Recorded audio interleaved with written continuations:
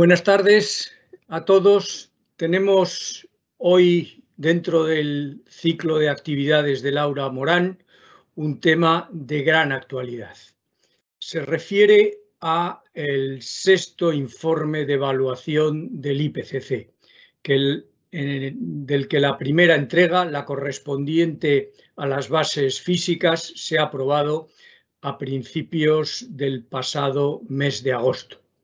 Este informe nos va a ocupar durante varias sesiones del Aula Morán. Hoy vamos a ver uno de los aspectos más novedosos de esta contribución del Grupo de Trabajo 1 al sexto informe de evaluación. Se trata del Atlas interactivo.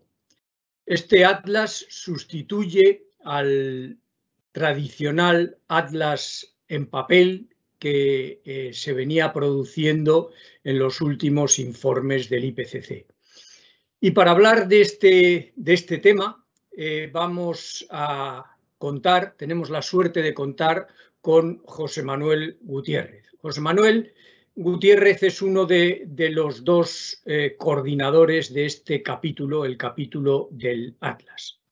Él trabaja en el CSIC y en el Instituto de Física de la Universidad de Cantabria y tiene, como muchos de nuestros oyentes saben, una gran actividad y una larga trayectoria en temas relacionados con aplicación de distintas técnicas matemáticas, fundamentalmente técnicas de regionalización, pero no solo a salidas de modelos numéricos.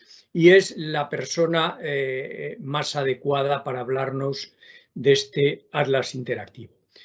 José Manuel, cuando quieras, vamos a tener una primera introducción al tema que durará una media hora y luego tendremos preguntas de la audiencia y mías también relacionadas con el tema. Y tendremos, pues, fundamentalmente, como es tradición en estas reuniones, en estos eventos del Aula Morán, pues un debate que espero que interese a toda la audiencia. José Manuel, cuando quieras.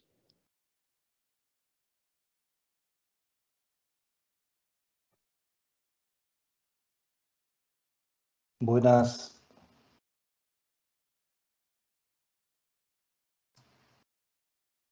tardes a todos.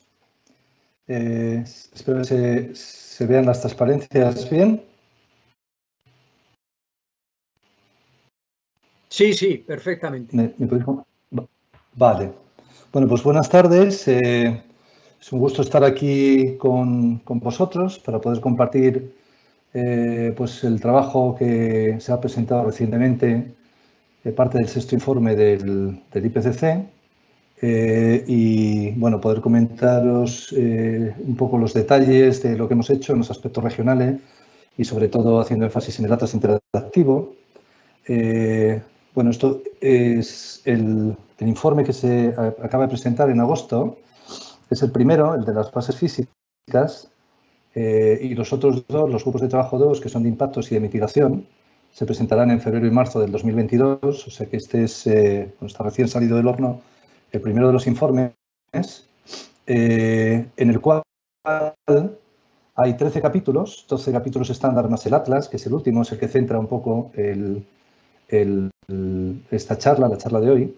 Y la novedad que tiene este informe es que de entre todos los capítulos hay un primer bloque que habla del cambio climático a larga escala, desde el punto de vista global.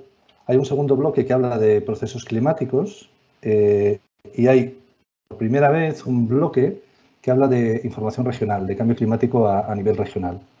El capítulo 9 habla de los océanos.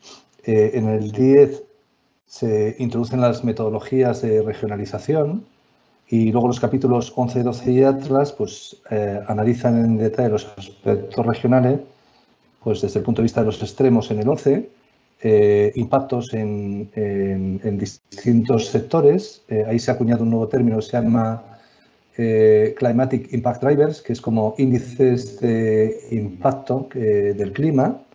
Ese es el capítulo 12.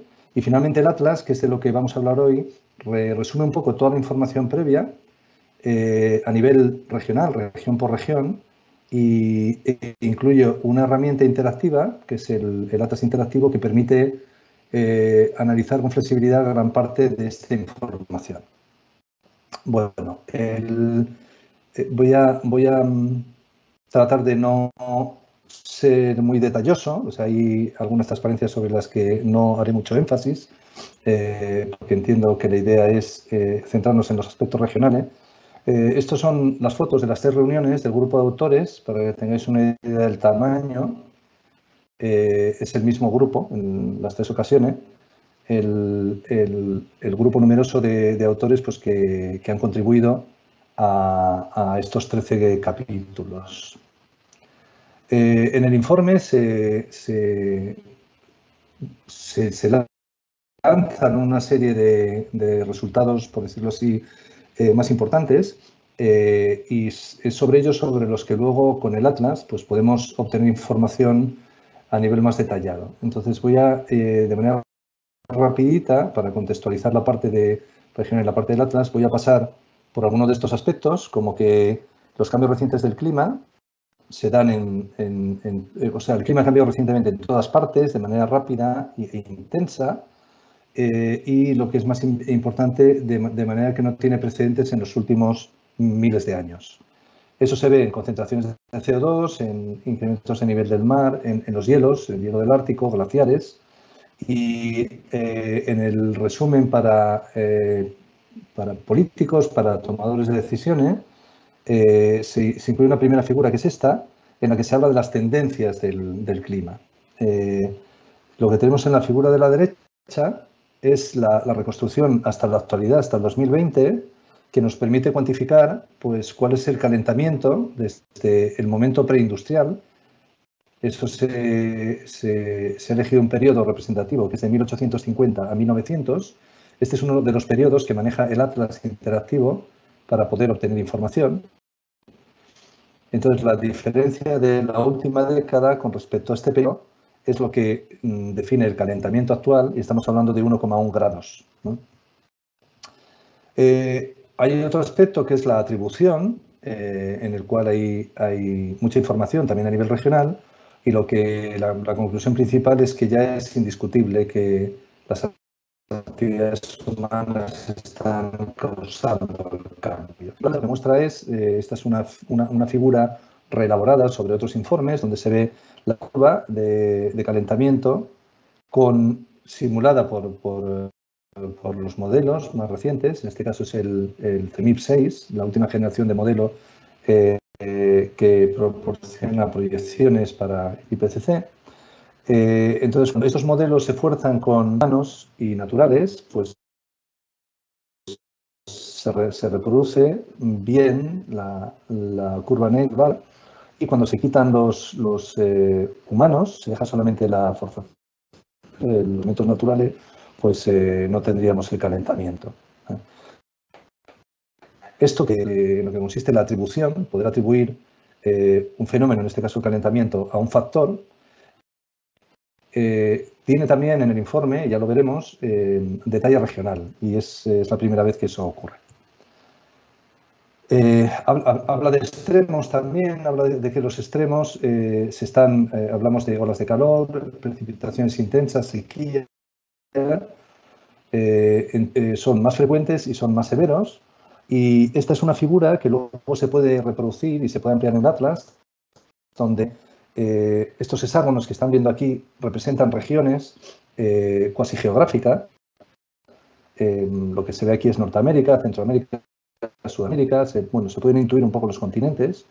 Y la idea es que sobre estas regiones, en el informe, se ha apilado toda la información, toda la evidencia disponible para llegar a concluir si en el pasado ha habido un incremento o no ha habido un incremento en este caso son extremos de calor, olas de calor, y luego si hay una atribución o no de de ese fenómeno. Es decir, si se ha atribuido un estudio que eso se debe al cambio climático. Entonces, para el tema de calor extremo, pues se ve que en todas las regiones del mundo, casi todas, hay incrementos y están atribuidos con confianza alta o media. O sea que es indiscutible que a nivel de eventos de olas de calor, eventos de calor intenso, pues el cambio climático está afectando ya a todas las regiones y lo está afectando por la actividad humana. Si hacemos lo mismo para precipitación, pues tenemos un panorama un poco diferente. En algunas regiones sí se tiene evidencia y está atribuida. En otras no hay suficiente información, que son las grises, y en otras pues hay poco acuerdo entre literatura. O sea, hay literatura, pero no hay acuerdo. Lo mismo se tiene aquí para sequías. Y lo mismo se tendría, estos son sequías agrícolas y ecológicas, ¿vale? Y lo mismo se tiene para otro montón de variables, que es lo que ha motivado un poco el desarrollo del Atlas interactivo.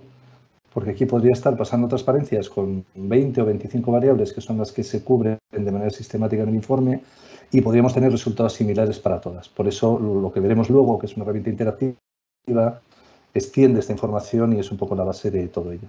El tema de las sequías, que es especialmente relevante y ha sido especialmente difícil en el informe, se ha hecho distinguiendo tres grandes categorías. Una es la meteorológica, y ahí estamos hablando de lluvia, solo lluvia. Otra es la hidrológica, donde ya hablamos de lluvia, humedad del suelo, escorrentías, etcétera, etcétera. Y luego la agrícola y ecológica, que ahí se está hablando de la evapotranspiración, el uso del agua, o sea, otros factores involucrados.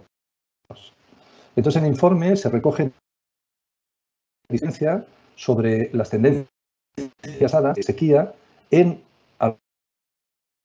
alguno de estos. Entonces, es importante tener eso en mente, porque hay una gran idea de sequía en el Mediterráneo, pero no en el contexto meteorológico, sino en factores de calor, evapotranspiración, y no tanto debido a la entonces, toda la lectura del aspecto hidrológico, del aspecto de sequías, del aspecto de cultivos, hay que hacerla con cuidado.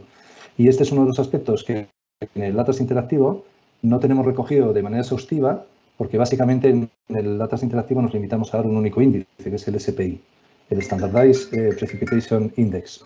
O sea, que sería un índice que nos recogería la primera parte, la meteorológica. Entonces, con esto lo que trato de ilustrar un poco es que hay mucha información que hay que analizar con mucho detalle, y luego en el Atlas interactivo tenemos una extensión de parte de ella. O sea, el Atlas interactivo es una herramienta más. Bueno, y luego la conclusión es que tenemos muy poquito tiempo para revertir el cambio climático, y salvo que empecemos a mitigar muy rápido, pues no vamos a poder, en los próximos 10 años, en la próxima década, no vamos a poder mantener el calentamiento por debajo de 1,5 grados. Esta es una figura donde se recoge las proyecciones hasta final de siglo en un escenario muy alto de emisiones, alto, el naranja es intermedio, bajo y muy bajo. Entonces, básicamente, para estar por debajo de los 2 grados de París solo tenemos dos opciones. Las emisiones bajas o muy bajas, y todo lo demás nos lleva a escenarios de 3, 4 o incluso más, incluso 5 grados a final de siglo. Bueno, pues toda esta información, históricamente, en antiguos informes, se ha ilustrado pues, con mapas de incrementos globales de temperatura, de precipitación de distintas variables, que pues, se recogían a lo largo de los distintos capítulos, pero también en el Atlas al final. Entonces, estos son, por ejemplo, las proyecciones a futuro, el calentamiento que tendríamos a 1,5 grados, a 2 grados y a 4 grados. Es decir, estos mapas corresponden a la distribución regional del calentamiento.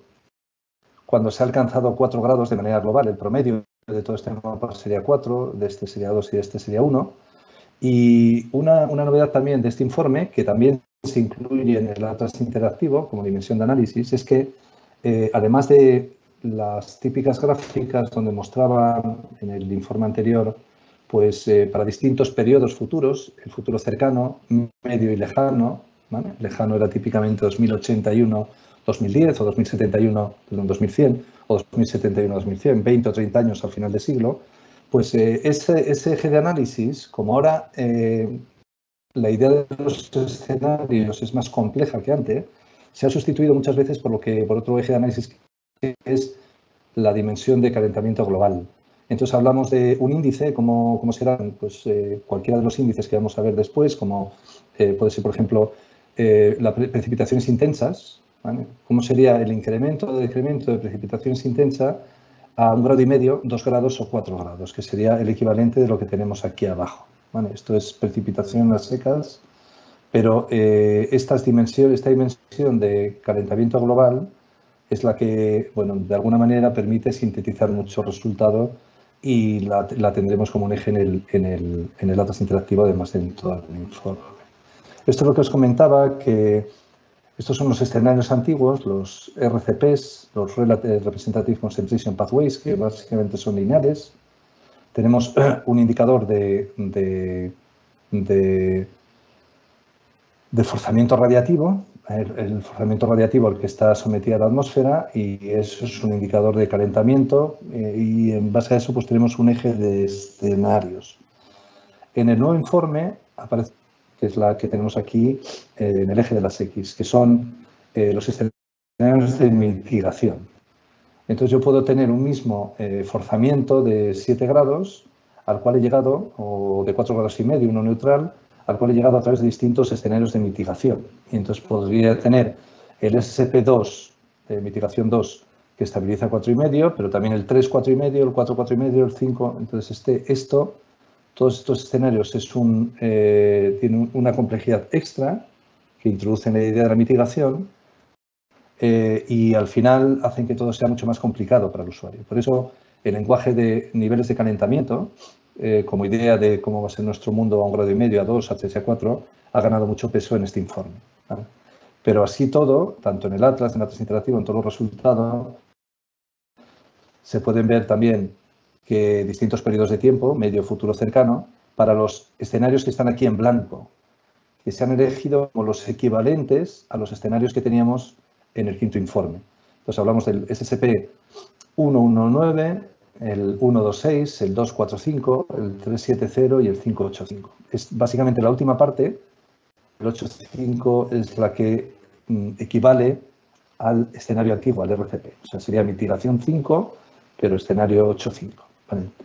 Entonces se ha tratado de elegir uno nada más de esta matriz para, en nuestro grupo de trabajo, para tener cierta trazabilidad con el informe anterior y no introducir esta complejidad de mitigación que en nuestro caso, en la base científica, no es tan relevante.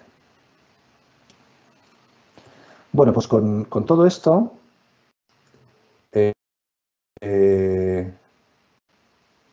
llegamos a una conclusión principal, que es la que introduce esta segunda parte de la charla, el Atlas y el Atlas interactivo, y es que el cambio climático está ya afectando a cada región del planeta de formas distintas.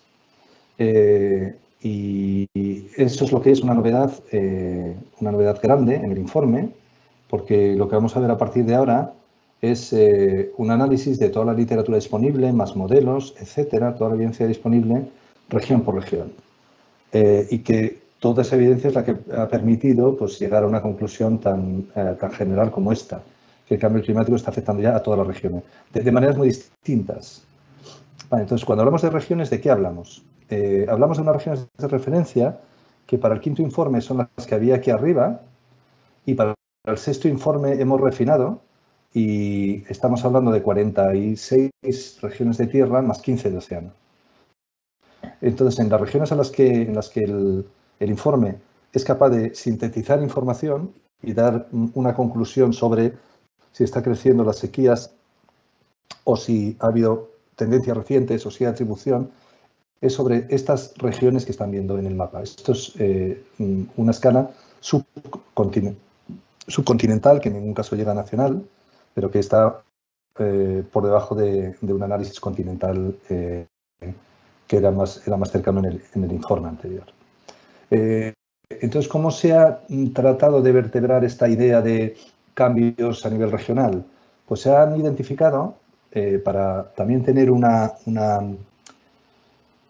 continuidad con el grupo de trabajo 2 que hacen impactos, pues lo que se han identificado son una serie de grupos, de eventos, de fenómenos que desencadenan impactos. Y es lo que se ha llamado los Climatic Impact Drivers, CID, y se han organizado por grupos. Hay un grupo que es de frío y calor, otro es humedad y sequía, otro es viento, otro es nieve y hielo. Hay costas y hay océanos océanos abiertos. En calor y frío hay un índice, hay un Climatic Impact Driver, lo voy a llamar así, que es la temperatura media directamente. O sea, la temperatura media, la elevación de la temperatura media produce impactos, pero también la extrema, el calor extremo, produce otro tipo de impactos. También las rachas de frío, las heladas. En el caso del segundo bloque, de lluvia y sequía, pues tenemos desde la precipitación media otra vez hasta inundaciones, precipitaciones muy intensas que desencadenan inundaciones pluviales, landslide,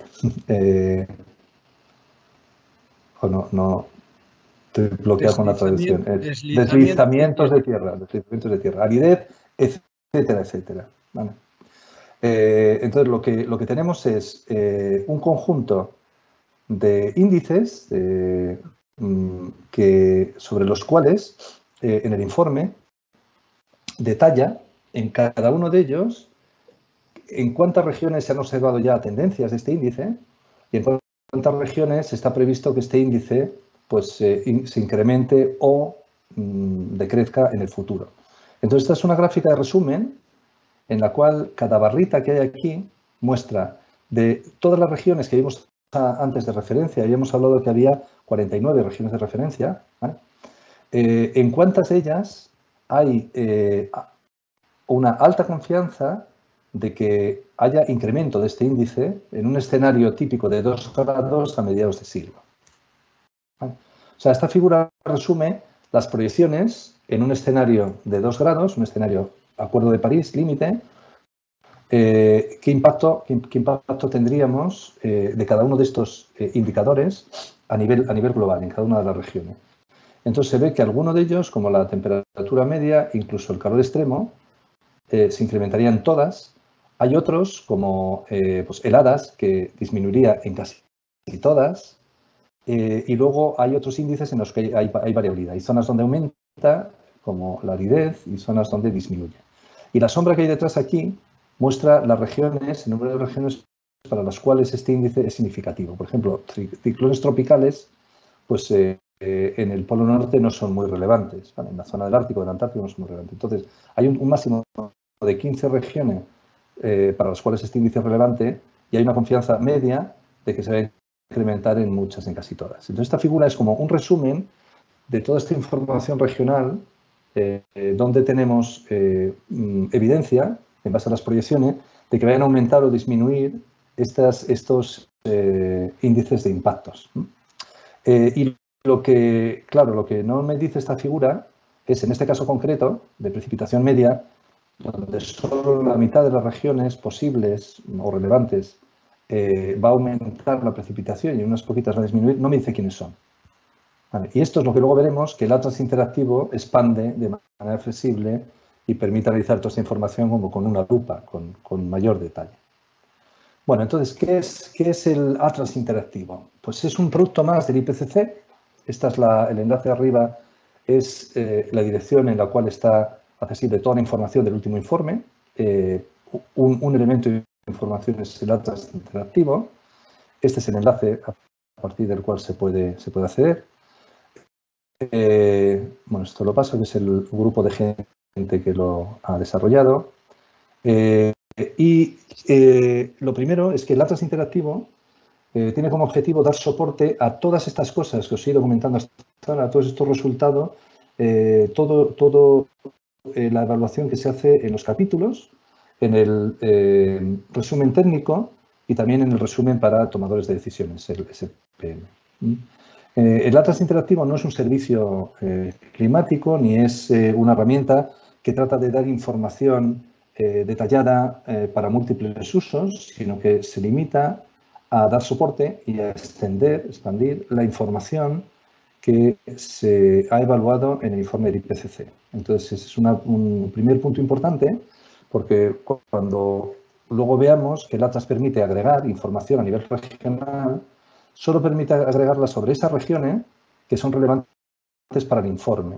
Y son las regiones de las que hablamos antes, que están aquí arriba, las regiones de referencia, pero también estas regiones monzónicas. Hay mucha información sobre estas regiones monzónicas en el informe. Regiones de pequeñas islas, para las cuales hay información relevante de subida de nivel del mar, precipitaciones, etcétera, y también algunas regiones relevantes para el grupo de trabajo 2, como las regiones continentales. Ellos usan pues, los continentes básicamente para hacer ciertas evaluaciones, pero también, por ejemplo, las cuencas hidrográficas de mayor dimensión, ¿vale? Pero eso es todo. O sea, no hay, en el Atlas Interactivo uno no puede ir y elegir una región o elegir un país. Solo puedes elegir esta información, que es la que está analizada en el informe. Bueno, esta es la entrada al Atlas Interactivo y hay básicamente dos componentes. Uno se llama Regional Information, información regional, y el otro se llama síntesis regional. El tercero es documentación, básicamente, donde podéis encontrar enlaces, vídeos, guías de uso. Bueno, esta es una componente que se va a ir evolucionando.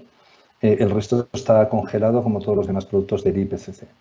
Entonces, cuando hablamos de información regional aquí, estamos hablando de este primer componente, estamos hablando de variables e índices, estamos hablando de lo que sería el equivalente al Atlas anterior, es visualizar en mapas, en series temporales y en otra serie de productos gráficos, la evolución y los cambios de una serie de variables climáticas básicas, que son las que tenéis aquí, y de índices derivados de ella. Y esto se hace para múltiples conjuntos de datos. En particular, se hace para observaciones, pero también para las proyecciones de futuro, para simulaciones, tanto de modelos globales CEMIP, se ha incluido CEMIP 5 por compatibilidad con el informe anterior, y las proyecciones nuevas del CEMIP 6, ¿vale? Y toda esta información está en grado. Y novedoso también en este informe que se han incluido las proyecciones regionales, todos los datos resultantes de CORDEX, que lo que hacen es una regionalización dominio por dominio, 14 dominios en todo el globo, con una resolución media de medio grado, aunque en algunas zonas es un poco mayor. Entonces, lo que te permite el Atlas Interactivo es explorar todas estas variables: temperatura media, máxima y mínima, precipitación, nieve, viento, variables oceánicas como la temperatura de temperatura de superficie del mar, cubierta de hielo para ver el deshielo del Ártico, niveles de pH en superficie y también incremento de nivel del mar. Y luego hay otras variables que tienen que ver con aerosoles y con información socioeconómica que proporciona contexto para las simulaciones de modelos que se incluyen en el informe. En concreto, estas simulaciones se hacen bajo distintos escenarios y esos escenarios dependen de variables como la población.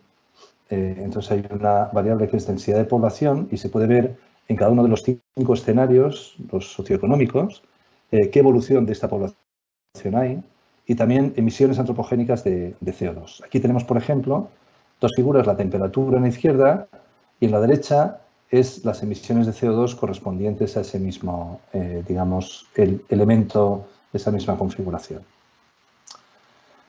No solo las variables, sino que hay una serie de índices derivados que tenemos aquí a la derecha. Son índices típicos como la máxima de máxima, la mínima de mínimas, la precipitación máxima anual en un periodo de un día o de 5 días, los días secos consecutivos, el SPI que hablaba antes, pero también hay algunos índices que están relacionados con lo que hablábamos antes, con los Climatic Impact Drivers. Hay índices que se usan en el capítulo 12 para llegar a alguna conclusión sobre, pues, por ejemplo, olas de calor.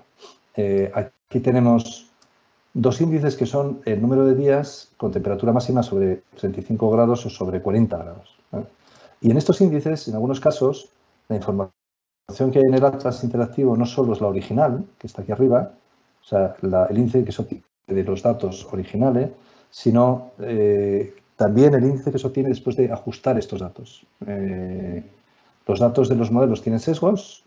En el capítulo 10 se habla de este problema, se habla de las técnicas de ajuste de sesgos, y el atlas interactivo también aporta un granito de arena permitiendo analizar qué pasa con un índice como este, que es muy dependiente de los sesgos. Claro, un umbral de 40 grados, si tu modelo tiene un pequeño sesgo, puede pasar de tener algún día de más de 40 grados a no tener ninguno.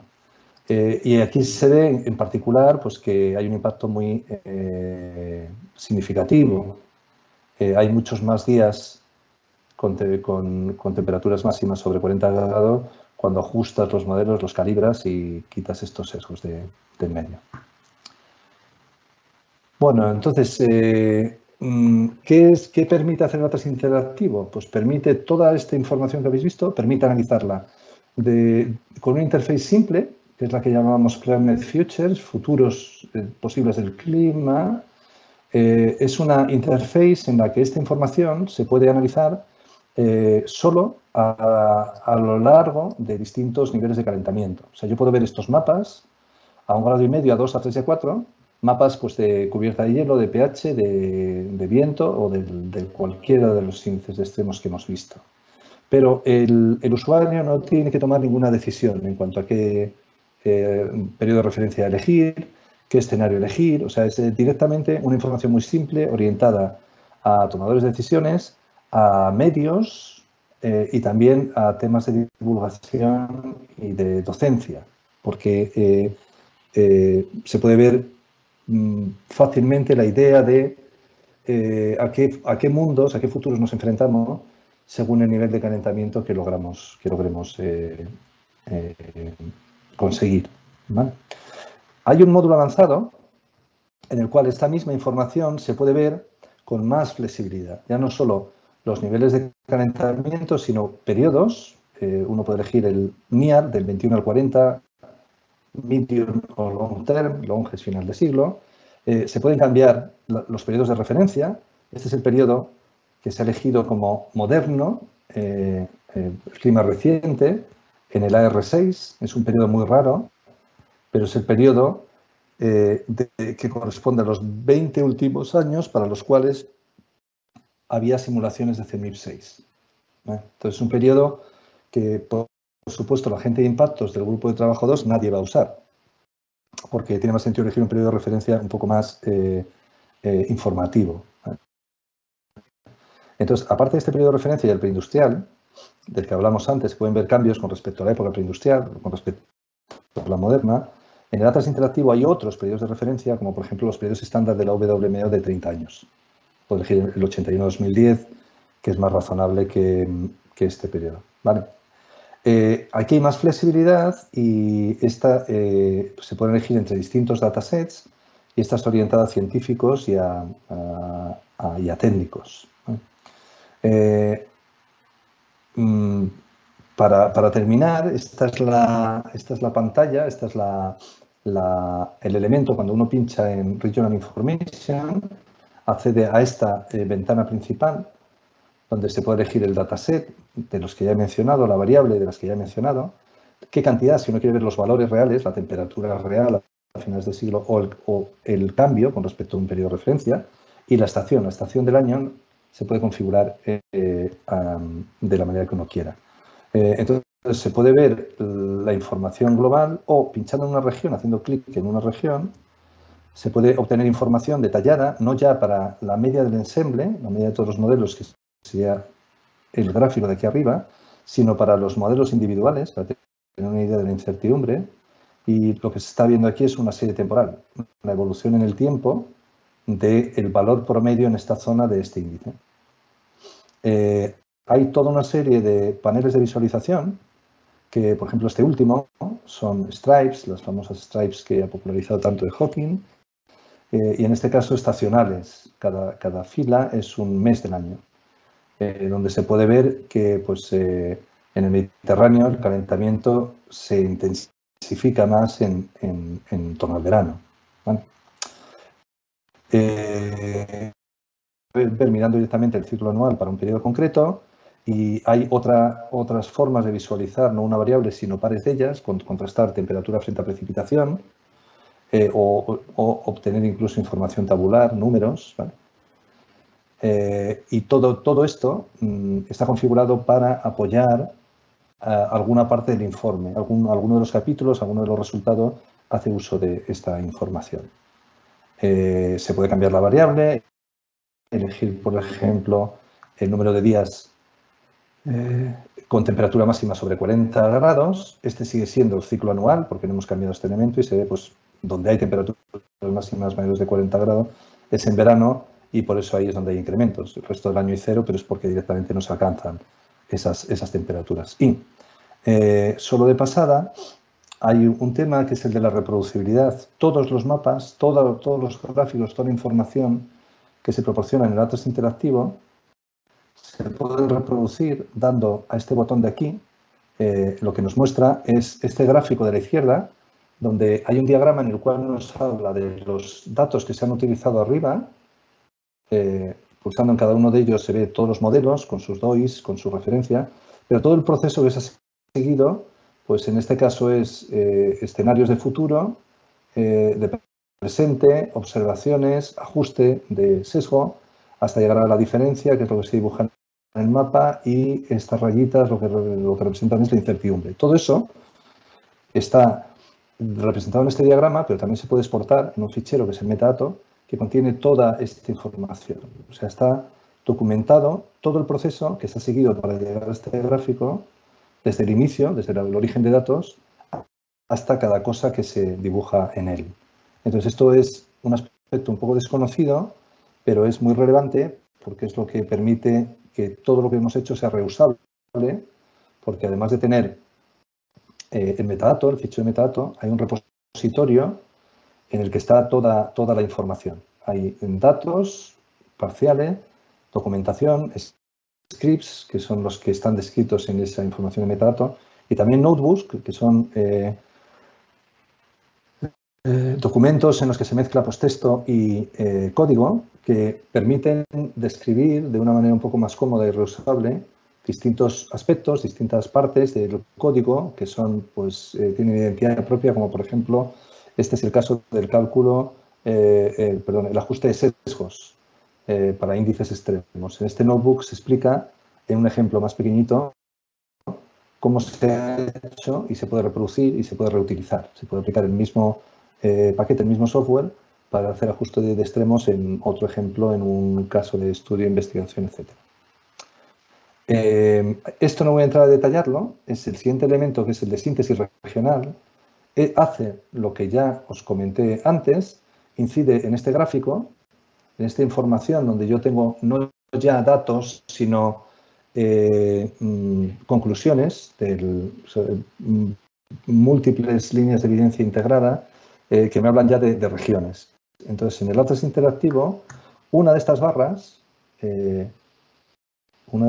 que puede ser, esta es fire weather. Si voy a riesgo de incendios, ¿vale? Peligro de incendios, donde veo que hay unas regiones donde hay proyecciones con alta confianza de que se incrementen y otras con media confianza, en el Atlas interactivo, en esa componente, tengo esta interface donde para ese mismo índice, estos son los mismos índices que tenía antes, puedo ver la distribución geográfica. Este número de violetas oscuros coincide con la barrita y el de violetas claros coincide con la barrita. Entonces aquí puedo navegar, puedo interaccionar con todos estos elementos y obtener un detalle adicional al que tenemos en el summary para policymakers. Y con esto lo dejo, porque si no ya me paso y podría estar hablando otra hora, pero no tiene mucho sentido. La idea es dar un detalle, una panorámica de todas las posibilidades. Muchas gracias y quedo a vuestra disposición para preguntas. Muy bien, muchas gracias, José Manuel, por esta interesante introducción al tema, por la información de contexto que justifica la razón de ser de este atlas. Y vamos a pasar ahora a las preguntas de los diferentes participantes. Carlos Geijo nos pregunta, primero felicita por la presentación y luego pregunta, a la hora de diseñar este atlas y sus productos, ¿recabasteis información de diferentes usuarios presentes o posibles? ¿O fundamentalmente fue fruto de las discusiones entre desarrolladores? En el primer caso, si fue así, ¿de quiénes se recabó información? Bien, pues como comenté al principio, el Atlas Interactivo no pretende ser un servicio climático orientado a un sector o a unos usuarios concretos, lo que pretende es servir al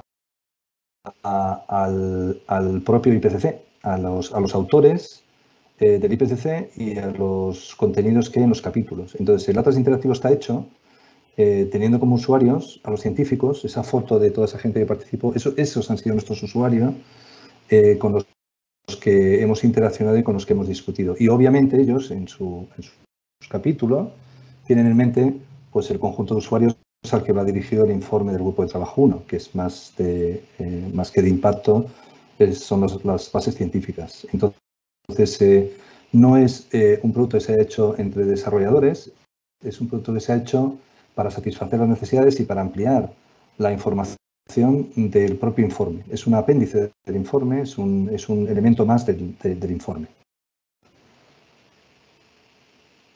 Muchas gracias. Otra pregunta, esta es mía. Respecto al control de calidad, este es un tema siempre relevante. Aquí, fundamentalmente, en el Atlas se representa información de los proyectos CEMIP 5 y 6 y de CORDES. Y estos propios proyectos tienen su propio control de calidad. Pero adicionalmente a este control de calidad, en la elaboración del Atlas se ha añadido un control de calidad adicional. Pues, bueno, me alegra que me hagas esa pregunta, porque eso ha sido la batalla que hemos tenido durante estos 3 años. El Atlas Interactivo se concibió en una... Para mí me nombraron coordinador del Atlas. Más tarde he descubierto que justamente para hacer esta herramienta, para hacerla interactiva. Y la primera discusión al respecto la tuvimos en el 2018, en una reunión de Trieste, en la que estaba pues, toda la plana mayor del IPCC y todos los autores relativos a la parte regional recién nombrados. Entonces, cuando yo presenté allí la idea de hacer un atlas interactivo, pues poco menos que me sacaron a gorrazos de la sala entre todos, porque el IPCC sigue unos procesos muy rigurosos de revisión de todos los productos. Básicamente hay 3 procesos de revisión. Los 2 primeros están abiertos a toda la comunidad. Todo el mundo se puede registrar, mirar el informe y poner comentarios, línea por línea, página por página. Y luego hay una tercera revisión que es de los gobiernos. Es un proceso donde se escrutiniza hasta el más mínimo detalle, la más mínima coma y punto del assessment. Y el Atlas Interactivo es un producto oficial del IPCC y, por tanto, tenía que estar sujeto al mismo proceso de revisión, una revisión exhaustiva. Entonces, tuvimos que ir ingeniándonoslas para que, dado que era imposible que uno pueda hacer una revisión completa de todo el Atlas Interactivo, porque hay decenas de miles de combinaciones de estaciones con índices, con regiones, con dataset, es imposible poder materializar todo y evaluarlo todo. Lo que hicimos fue basar todo el desarrollo del Atlas Interactivo en que fuese reproducible y abierto. Entonces, el código con el que hemos hecho el Atlas interactivo es libre, se puede descargar de esos enlaces que he proporcionado antes, y en las 3 revisiones que ha habido del documento escrito, también ha habido una revisión del Atlas interactivo. En Atlas interactivo se podía mirar todo lo que estaba disponible y se podía incluir cualquier comentario, porque proporcionábamos permalinks, todavía se pueden hacer. En una configuración cualquiera donde a uno le ha dado un error, puede capturar un link que te lleva exactamente a esa configuración. Entonces, nosotros, como parte de todo el proceso de revisión, hemos incluido pues, este proceso abierto de código, más comentarios que nos han llegado de distintas configuraciones, problemas, etcétera, etcétera, y hemos seguido un proceso de doble cálculo de todos los índices para que unos son los que se hacen en el Atlas interactivo y otros son los que se hacen en el repositorio, para que pudiésemos confirmar que todos los productos esenciales estaban bien, o sea, eran compatibles. Entonces, este ha sido un trabajo loco, donde hemos tenido que ir reinventando procesos nuevos del IPCC para acomodar estas nuevas tecnologías, y tampoco estaba claro que el Atlas interactivo al final fuese a ser un producto oficial, fuese a poder cumplir con los protocolos del IPCC, pero en estos 3 años nos ha dado tiempo a que todas estas reticencias iniciales se fuesen limando al ver la gente pues, que había otra forma de revisar las cosas. No hace falta revisarlas línea a línea, se pueden revisar pues, en base a ciencia abierta y en base a revisión de código, más revisión de todos los procedimientos que se han seguido por duplicado para la preparación de material. Pero con esto termino, perdón si me he alargado un poco. Está claro que habrá errores, está claro que en algún momento dado habrá algo que no esté bien. Y lo que hemos hecho es incluir un proceso de errata. En la página principal hay un link que pone errata y problems, donde uno puede reportar cualquier problema y incidencia que haya con el Atlas y lo documentaremos todo, exactamente igual que se hace con el informe de IPCC. Entonces, hay una página donde uno podrá consultar si hay algún problema grave en los datos. Bueno, si hay un problema grave en los datos no es una errata, es un problema de la fuente, del origen, ¿vale? Pero si ha habido un problema grave en un cálculo o en algo que esté produciendo una información que no es la que debería, que no es la correcta. Tengo que decir que hasta la fecha el Atlas ha tenido 600.000 usuarios únicos y nos han llegado 2 erratas nada más. O sea que, bueno, estamos contentos de que todo esto que hemos implementado pues al final ayude a que pues, sea un producto confiable, pero que si hay algún problema que he reportado y, o sea, no pasa nada tampoco. O sea, lo importante es que todo sea reproducible y sea abierto y esté explicado. Muy bien, muchas gracias. Este es un tema que posiblemente volveremos luego porque tiene mucho interés. Es, digamos, una nueva forma de funcionar en el marco del IPCC. Pero antes vamos a ir a otra pregunta de nuestros participantes. Esta pregunta dice, para el caso de riesgo de incendio forestal, a nivel global regional, ¿solo se consideran variables climáticas o también otras como la cantidad de materia vegetal, probabilidad de ignición, etcétera? Bien, ese es un tema importante porque en el grupo de trabajo 1 nosotros nos limitamos a las bases físicas. Es el grupo de trabajo 2 el que ya tiene en cuenta pues, todo lo relevante a sectores de impactos. Entonces, cuando hablamos de impactos, de indicadores de impactos climáticos, esos Climatic Impact Drivers, lo que estamos hablando es de índices que están relacionados con el clima, pero que tienen un impacto en algunos de los sectores, como por ejemplo en el caso de fuegos. Estamos hablando solo del índice de peligro de incendios, no del de riesgo de incendio.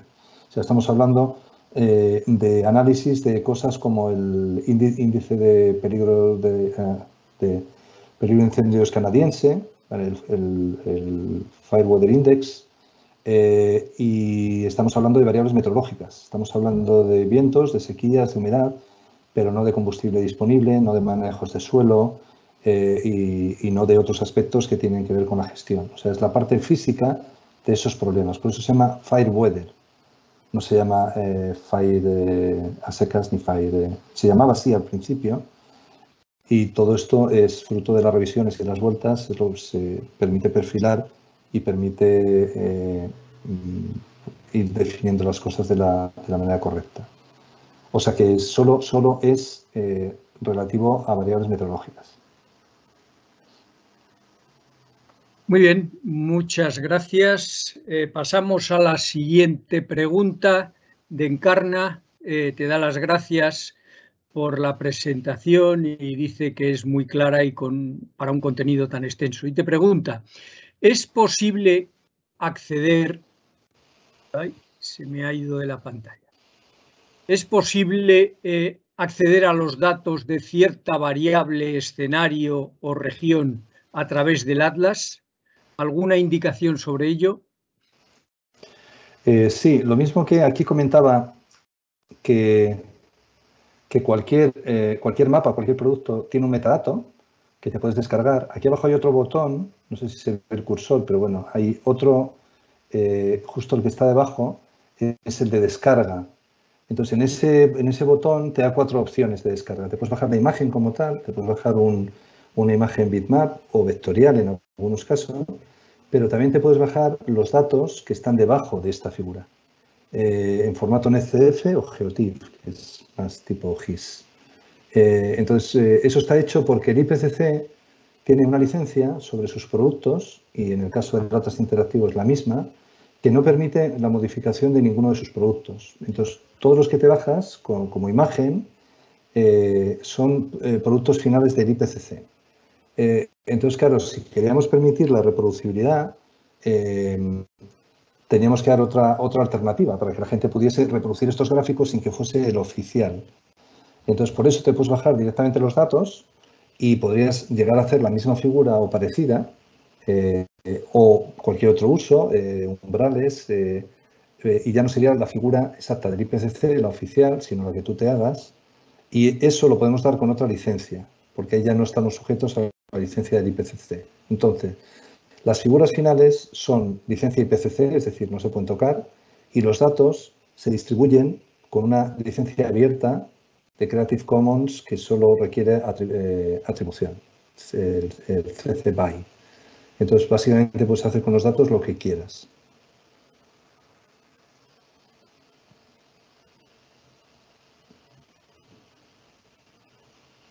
Muy bien, muchas gracias. Otra pregunta. ¿Cuánta gente hay detrás de este Atlas? ¿Qué recursos humanos? ¿Cuántas personas? ¿Durante cuánto tiempo? Este es un gran esfuerzo, y tener una idea del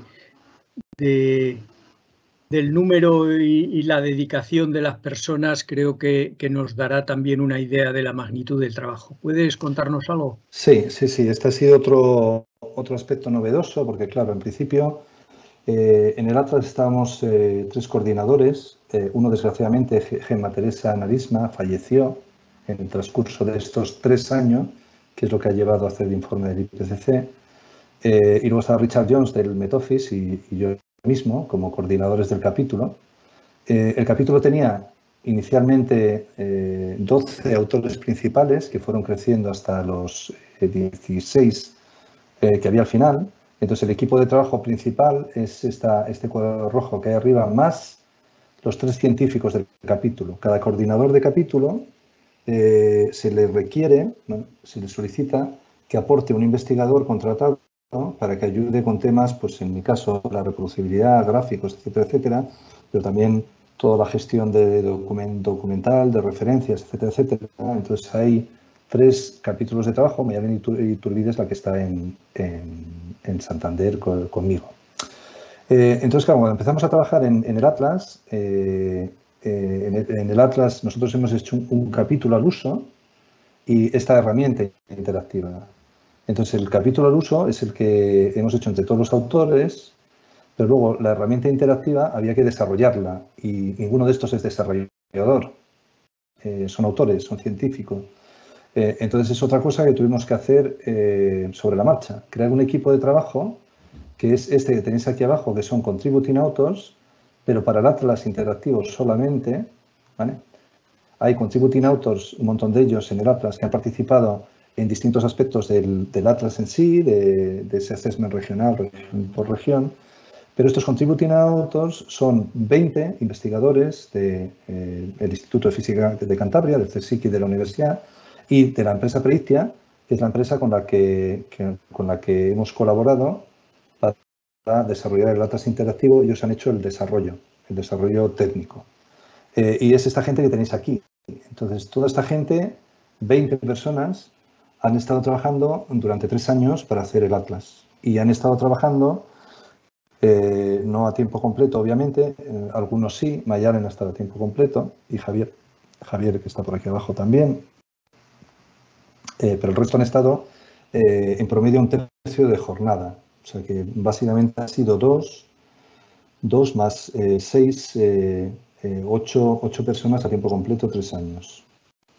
Es lo que ha llevado la parte del desarrollo del Atlas interactivo como tal. Esto al final se ha financiado con fondos propios, fondos del CSIC, derivados de otros proyectos, porque cuando surge la oportunidad o lo haces o no lo haces, no puedes estar, ahora voy a pedir un proyecto, me dan dentro de un año para empezar a hacer el Atlas.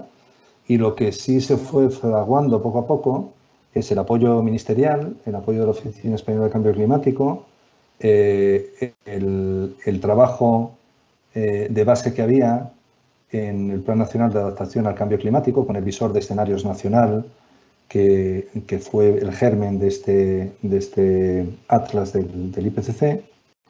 Y bueno, poco a poco se ha ido pudiendo consolidar todo esto con el apoyo institucional correspondiente, en la línea que al final de todo este proceso España se ha incluido a través del CSIC como un nodo más del IPCC Data Distribution Center, como cuarto nodo, junto a Alemania, Inglaterra y Estados Unidos, para dar soporte a todas estas actividades. Entonces, había un trabajo previo, que es el que hicimos en el Plan Nacional de Adaptación al Cambio Climático, AEMET, la Oficina Española de Cambio Climático, la Fundación Biodiversidad y nosotros en el CSIC. Y ese trabajo previo, esa tecnología desarrollada, esa experiencia, junto con este esfuerzo que os he comentado, es lo que pues, nos permitió abanderar, bueno, liderar y desarrollar toda esta aplicación que pues, al final ha sido muy relevante y ha tenido mucha visibilidad. Muchas gracias. Tenemos aquí otra pregunta. Esta ya es muy particular, pero la formulo. Si se estima que el Ártico es una de las regiones donde con más intensidad se va a notar el calentamiento, ¿cómo se interpreta que el único mínimo estival de la superficie de la banquisa se diera en el año 2012 y que este último verano haya sido, creo, el de mayor superficie del mínimo estival de la banquisa desde 2014? Me he perdido con los datos, con los años, pero quiero entender que la pregunta es cómo se interpreta que haya tanta variabilidad de superficie del Ártico si se supone que pues, debería haber un decremento muy claro. Sí, así lo entiendo yo. Vale. Entonces, aquí tenemos un efecto que es el de la variabilidad interna si estamos hablando de modelo, que es con los que podemos proyectar hacia finales de siglo. Si estamos hablando de observaciones es otra cosa, pero si estamos hablando si hablamos de observaciones, vamos por parte, aparte de lo que se puede ver en un año puntual, que obviamente hay una variabilidad natural, sí que hay figuras que muestran una tendencia muy clara de disminución, tendencia entendida como tal, con su variabilidad natural asociada. Entonces sí que ya hay una señal muy clara de que el hielo en el Ártico, pues cada vez tiene, en verano obviamente, cada vez tiene una extensión menor. Y también hay una explicación bastante sólida de a qué se debe esto. No es un hecho meramente observado, sino que tiene que ver con un efecto de feedback, de retroalimentación, que hace que esta amplificación del Ártico pues, se retroalimente. Entonces, si uno mira independientemente de que haya picos o años en un lado o en otro, si uno mira tanto las tendencias como las proyecciones, y las proyecciones se pueden ver en el Atlas interactivo hasta finales de siglo, hay una tendencia muy clara teniendo en cuenta su incertidumbre y la variabilidad interna, teniendo en cuenta todo a que pues hacia mediados de siglo, que es una de las conclusiones que se da también, es cuando empezará a haber años, hay una probabilidad estimada en lo que sea, es probable que ya haya años en los cuales en verano no haya hielo en el Ártico, entendido como que no haya hielo en el Ártico, que haya una superficie de menos de no sé cuántos millones de metros cuadrados, que es el mínimo que se estima. O sea que sí que hay resultados muy sólidos en cuanto al tema del Ártico, y hay una de las conclusiones grandes del informe es esa, sea una estimación de que hacia mediados del siglo podemos ver ya en un momento del verano, en algún año, tierra sin polo norte. Muy bien, muchas gracias, José Manuel. Voy a volver al tema de los errores, y si no hay más preguntas por parte de los participantes, pues ya cerraríamos. Esta herramienta, como muy bien has dicho, es un cambio de funcionamiento en el IPCC. Hace años, cada vez que había una errata, era realmente un problema cómo corregir los textos del IPCC, que eran estáticos y estaban congelados. Ahora mismo esta herramienta pues, permite corregir, primero reportar y corregir errores en la misma herramienta, pero además también permite posiblemente descubrir errores en los datos. Hay una posibilidad de escudriñar los datos en diferentes regiones, en diferentes variables. ¿Qué sucede cuando se encuentran errores en los datos originales? ¿Cuál es el protocolo ahora mismo? Pues mira, voy a intentar compartir la ventana para mostraros el Atlas interactivo como tal.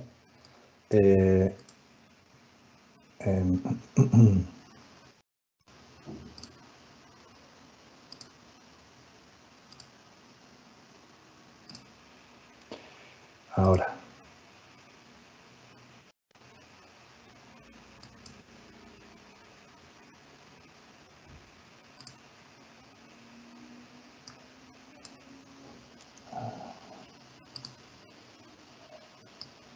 ¿Me oís? Sí, sí. Ah, vale. Pues mira, mejor no toco nada, si me oís, porque no va bien lo de compartir.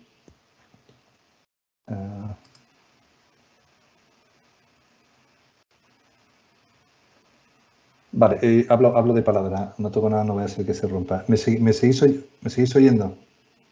Sí, sí. Vale, pues mira, cuando entras a la página del Atlas Interactivo, hay un link que pone errata y problem reporting. Entonces, lo que hemos hecho es enlazar el repositorio de GitHub, que es un repositorio donde tenemos los datos, los scripts y tiene control de versiones. Ahí hemos enlazado el control de problemas de ese repositorio con el propio Atlas interactivo. De manera que cuando uno descubre un error, siguiendo este procedimiento, lo que hace es crear un ticket en el repositorio de GitHub, es decir, se crea un problema. Y ese problema tiene una traza. En cuanto el problema se crea, pues queda registrado ahí una entrada, un issue, Y nosotros, pues la gente que estamos manteniendo el Atlas interactivo, lo analizamos, miramos a qué se debe el problema y damos una serie de indicaciones. Pues igual es un problema del usuario que no ha hecho bien algo, no ha refrescado bien algo, o es un problema menor, es decir, pues sí, correcto, hay un problema, algo no se muestra como debería, queda anotado, si en algún momento hacemos una actualización se corregirá. Y algunos de esos problemas son errores, errores en los datos. Entonces, los errores en los datos puede ser que haya un outlier un año, pues porque cuando nosotros hemos procesado todos los modelos, hemos hecho un mínimo control de calidad, de quitar outliers, todo eso está descrito en la documentación, pero así todo, hay puntos que se escapan. Cuando uno ve el ensemble, la serie temporal, sobre todo en Cordex, en algún momento, un año, pues uno de los modelos tiene un pico. Esos picos los hemos, o sea, nos han reportado varios, no afectan al resultado final, pero sí que es verdad que nosotros hemos analizado de dónde viene el problema y en los casos donde el problema viene del dato, lo hemos comentado, está descrito en ese listado de problemas que todo el mundo puede consultar. Entonces, en algunos casos, lo que hemos hecho, porque ese es el mismo procedimiento que seguimos internamente durante el desarrollo del Atlas interactivo, en algunos casos lo hemos anotado como una posible mejora y en otros, pues ya está, no tiene mayor importancia. Es un valor anómalo, pero no un outlier que te desconfigure la media ni que tenga ninguna implicación en las gráficas de cambios que se usan como el estándar del IPCC. Entonces, básicamente la idea ahora es que tenemos que discutir con el IPCC, aunque el informe ya sea presentado. Ahora tenemos una evolución todavía de mínimo 2 años para ir viendo si vamos a hacer una corrección de algunos aspectos del Atlas interactivo, ¿no? Y como por ejemplo aquellos que no afecten los productos finales. Desde luego, si hay una funcionalidad del Atlas que falla, le das a un botón y no funciona algo, eso se puede corregir porque no está cambiando ningún producto, ninguno de los productos que se aprobó en el informe, en la discusión con gobierno. Entonces, todo aquello que no afecte a los productos del IPCC lo corregiremos, creo que esa es la solución a la que vamos a llegar, y lo que afecte a productos, que pueda ser un error que se pueda propagar hacia atrás al Summary for Policymaker e incluso los capítulos, eso quedará anotado como una errata y será parte del sistema de erratas que habrá que gestionar de la misma manera que se hace para el material impreso en capítulos. Entonces, básicamente, ahora que hay un trabajo largo y tedioso de siguiendo de manera escrupulosa las directivas que se usan en el IPCC, porque así tiene que ser, para que todo esté claro. Cuando el gobierno aprueba un informe, aprueba ese informe, con esa figura, no otro. Entonces, si hay un cambio en la figura, es algo que hay que reportar y hay que analizar de manera separada. No basta cambiarlo y seguir para adelante. Entonces, será una cosa mixta, donde ciertas funcionalidades, problemas menores, se pueden ir corrigiendo de manera evolutiva, incluso outliers de un año, siempre y cuando eso no afecte a ninguno de los productos que se ha aprobado, son cosas que podemos ir corrigiendo. Incluso si hay un modelo que da un funcionamiento raro, que algunos se ha descartado ya antes de la publicación tanto del informe como del Atlas, dio tiempo a hacer un mínimo control de calidad y descartar algunos modelos que tenían problemas raros. Pero si algún otro modelo se descubre en el futuro, pues tendremos que pensar qué hacer. Si el Atlas interactivo se actualizará en una versión que no sea la IPCC, sino una versión evolucionada, o no. Bueno, el futuro está un poco abierto en ese sentido. Muy bien, muchas gracias. Claro, una cosa que llama la atención es que el número de modelos que aparecen depende de las variables. Da la sensación de que cuando se descarta un modelo, no se descarta para todas las variables, sino depende de la variable. Pero bueno, este es un tema largo que no vamos a entrar aquí.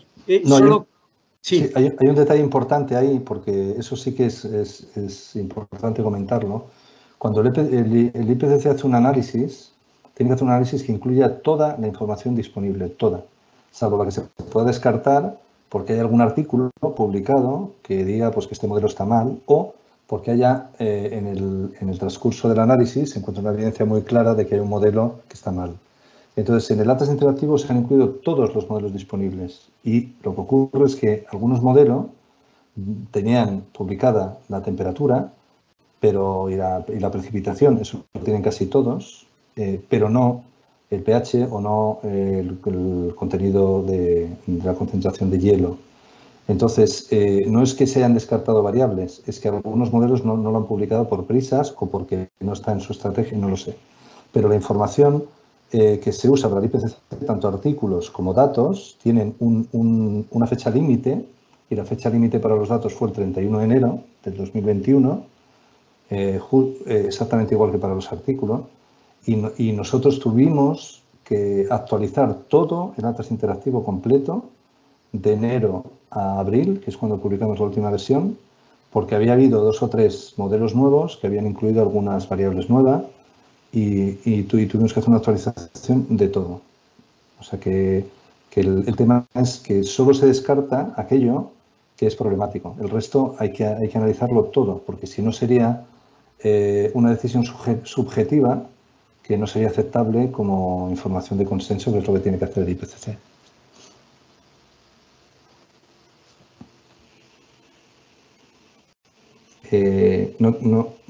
Al menos yo no te digo, Ernesto. Perdonad. Tenemos 2 preguntas. Una creo que ya está contestada porque está preguntando cuántos miembros de integraciones de cada modelo se han incluido.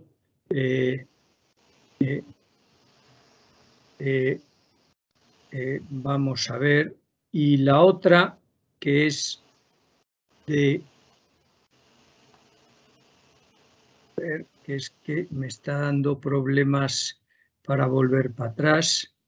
Es de Javier Martín Vide, que aparte de felicitarte, pregunta si hay geógrafos o cartógrafos detrás del Atlas para tratar los aspectos semióticos y geográficos.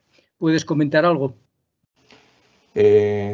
Sí, puedo comentar que no hay geógrafos, bueno, no hay geógrafos, alguno habrá, o sea, quiero decir que los científicos que se eligen para el grupo de trabajo 1 son aquellos que son más relevantes para la parte física. En los grupos de trabajo 2 y 3 hay muchos más sectores involucrados y en nuestro caso el grupo de trabajo 1 tiende a ser completamente aséptico en cuanto a la descripción geopolítica de las cosas. De hecho, lo único que nos trae son problemas.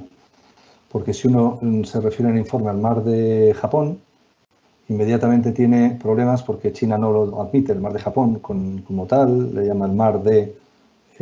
Bueno, entonces, en el informe del grupo de trabajo 1, todo lo que hacemos tiene un contexto climático. Y cuando hablamos de regiones, tratamos de hablar de regiones desde un punto de vista climático y cuando las delimitamos es por cuestiones climáticas.